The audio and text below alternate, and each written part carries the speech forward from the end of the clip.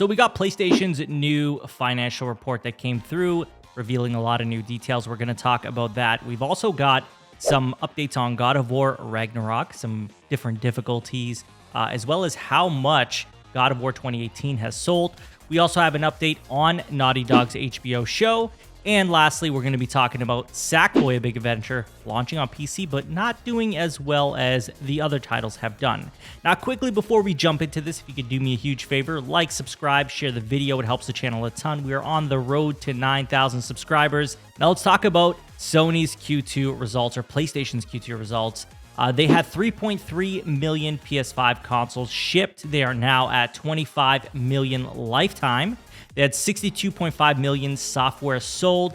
63% of that was digital sales. They had 6.7 million first-party games sold, and they had 45.4 million PlayStation Plus subscribers and 102 million monthly active users. Now, if you aren't aware, these are all down year over year, but it's not a surprise. Apparently, this is kind of an expectation for the most part with the shortages, although the PlayStation Plus subscriber growth seems to be down quite a bit as well, although they are making more money than they ever have, at least in terms of Q2 and Q1 of last year. So although subscribers are down, the growth, the revenue it brings in is actually up. So not a bad sales report, guys. This is pretty good. I mean, there is a shortage. We have to remember that.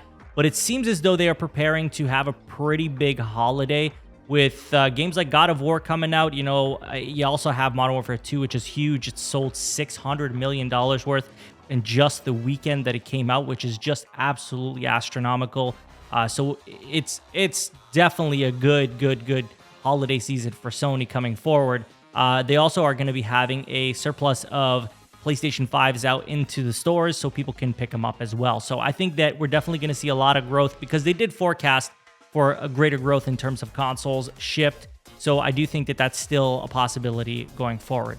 Overall, not a bad sales report, and it actually does show a lot of bright sides to PlayStation and how they're doing right now. I know some people are twisting it into negatives, but that's just an expectation with websites, right? They do these headlines, oh, PlayStation is down, whatever's going on. It's just to generate clicks. That's what it's all about. They know that negativity sells, and that's why you'll see those headlines. But if you really do look at the bigger picture, as Zubitech over on Twitter said as well, and I'm in total agreement with him, these things are basically just to generate clicks. This is all negative. This is all misinformation in a lot of ways because yeah, things are down in certain sectors, like certain aspects, they are down. But in the grand scheme of things, if you know why they're down, if you know PlayStation Plus is actually generating more revenue, is it really that crazy that maybe the subscriber count is lower? I don't know. I think there's a lot of different things to consider, especially now that they have 3 tiers of PlayStation Plus. We have to put all these factors into the pot, right? But overall, good sales report for the most part. I mean, we did expect that it's probably going to be down year over year, given that, you know, we were in a lockdown before, right? People were indoors more. So that's one thing. Also, shortages is another thing, right? So until that is completely gone and resolved, I don't think we're truly going to see how far the sales can go for the PS5.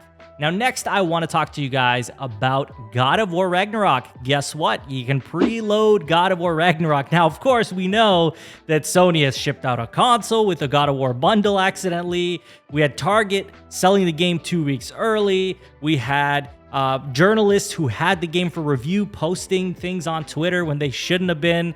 It's been a disaster and a rocky road to launch in terms of leaks. It's crazy, and I just can't imagine being on the dev team here and looking at this and being disappointed. But on the bright side, we're really close. Preload has started, so if you haven't preloaded the game yet, you are able to do it if you bought it digitally. Exciting times. We are getting really close to Ragnarok.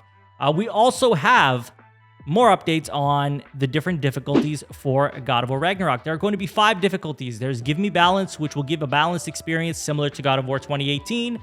Give Me Story, similar to Give Me Story in the last game. Give Me Grace, something in between story and balance. Give Me No Mercy, which is similar to Give Me a Challenge setting from God of War 2018. And Give Me God of War, which is the hardest difficulty setting in the game. So lots of different difficulties to choose from. I know there's going to be accessibility settings all over the place, so you can even probably customize that even further, tailor it to your experience and what you want. But yeah, there's definitely a lot of room for customization there in terms of difficulty. Now, we also have an update on God of War 2018 and the sales on that title. Sony Interactive Entertainment announced that God of War 2018 has now sold over 23 million units worldwide across PS4 and PC. Damn, that is impressive. So 23 million units. Incredible, incredible, incredible. So it just shows how powerful this IP is, and it just shows how probably excited people are for God of War Ragnarok and what's going to happen in terms of sales on that one. We'll see what happens. We'll see what happens. I think that it's going to have a pretty massive launch, and I think once it drops on PC as well, I imagine that'll happen a year to 2 years afterwards. We're going to see the sales units on that one skyrocket as well. This is incredible. This is great news, and it just shows how healthy and how strong PlayStation's IP are. This is incredible. Good work for Sony Santa Monica. They did a fantastic job. Next, we're talking about Naughty Dog, and they have The Last of Us HBO show premiering on January 15th, and this is according to the HBO Max page. Naughty Dog Central has put this up on Twitter. They got a clip of it. I guess they accidentally did it. It says a preview of the post-apocalyptic drama series based on the critically acclaimed video game premieres January 15th. So that's pretty soon. I did not expect it to be the first month of 2023, but that's pretty awesome. I can't wait to see what they do with this show. I really hope they knock it out of the park. You know, video game IP and TV shows, I don't know, in my experience, they haven't been that great. So I'm hoping that we see this be the first of its kind where it's just exceptional. I guess The Witcher was good too, but for the most part, The Witcher, Cyberpunk, those two were amazing. Outside of that, personally, I haven't watched any great shows or movies based on video game IP that were good. But there you go. There you have it. January 15th, guys. We'll be looking at The Last of Us show over on HBO. Lastly, we're going to be talking about Sackboy Big Adventure. This game launched on PC, and it doesn't look like it's doing too well. In fact, it is doing the worst out of all the PlayStation games that have launched on PC. According to Steam database, all-time peak players in the last 2 days is 610. The 24-hour peak is 386. And that is not good. It's not good. But I don't think that Sony was really expecting this to be one of those games that's going to compete with the levels of sales that they got with Horizon and God of War. So I think that they were expecting that this would be pretty softly received, and it looks like it is. But I do think longevity-wise, this might be a game that gets picked up quite a bit. But it's definitely one of those console games, right? Like, this is a game that most people are playing on consoles. I mean, I could be wrong. Maybe in a couple months it skyrockets, but I just don't think so. I think if it's launching like this, I guess it did come out around a time where COD is dropping. Maybe that's a factor too, but I just feel like this is probably not going to be a game that we see on the charts in terms of PC sales.